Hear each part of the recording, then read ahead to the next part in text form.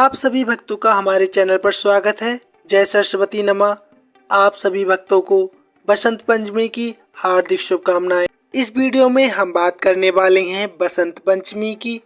बसंत पंचमी कथा भक्तों, माता सरस्वती के असीम आशीर्वाद के लिए आप इस कथा को संपूर्ण सुनो और माता सरस्वती की असीम कृपा प्राप्त करो। तो आइए भक्तजनों शुरू करते हैं। वीडियो को लाइक शेयर, चैनल को सब्सक्राइब कर लेना आपका बहुत धन्यवाद होगा।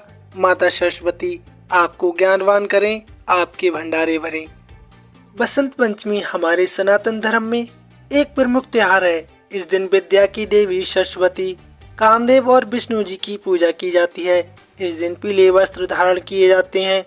शास्त्रों में बसंत पंचमी को ऋषि पंचमी से भी उल्लेखित किया जाता है। आइए सुनते हैं बसंत पंचमी की पौराणिक कथा। पौराणिक कथा के अनुसार सृष्टि के प्रारंभिक काल में भगवान ब्रह्मा ने जीवों की रचना की, खास तौर पर मनुष्य की रचना की, लेकिन अपनी इस रचना से वह संतुष्ट नहीं थे। उन्हें लगता था कि कुछ कमी रह गई है, जिसके कारण चारों ओर मौन छाया हुआ है। तब ब्रह्मा जी ने इस समस्या के निवारण के लिए अपने कमंडल से जल को हथेली में लिया और संकल्प किया। उस जल को लेकर उन्होंने छिड़काव किया और भगवान विष्णु की स्तुति करनी आरंभ कर दी। ब्रह्मा जी की स्तुति करने पर भगवान विष्णु तत्काल ही वहां उनके सम्मुख प्रकट हो गए और उनकी समस्या जानकर भगवान विष्णु ने आदि शक्ति दुर्गा माता का आह्वान किया। विष्णु जी के द्वारा आह्वान करने पर भगवती दुर्गा माता वहां पर प्रकट हो गईं और तब ब्रह्मा जी और विष्णु जी ने उन्हें इस संकट को दूर करने का निवेदन किया। ब्रह्मा जी और विष्णु जी की बातों को सुनकर उसी क्षण आदि शक्ति दुर्गा माता के शरीर से एक सफेद रंग का भारी तेज उत्पन्न हुआ, जो एक दिव्य नारी के रूप में बदल गया। ये स्वरूप एक चतुर्भुज सुंदर स्त्री का था, जिनके एक हाथ में वीणा और दूसरा हाथ वर मुद्रा में था और बाकी दोनों हाथ में पुस्तक और माला थी। आदि शक्ति श्री दुर्गा के शरीर से उत्पन्न तेज से प्रकट होते ही उन देवी ने वीणा का मधुर नाद किया, जिससे संसार के समस्त जीव जंतुओं को एक मधुर वाणी प्राप्त हो गई। जलधारा में कोलाहल व्याप्त हो गया और पवन चलते समय सरसराहट करने लगी। और तब सभी देवी देवताओं ने शब्द और रस का संचार करने वाली उन देवी को वाणी की आदि शास्त्री देवी अर्थात सरस्वती कहा।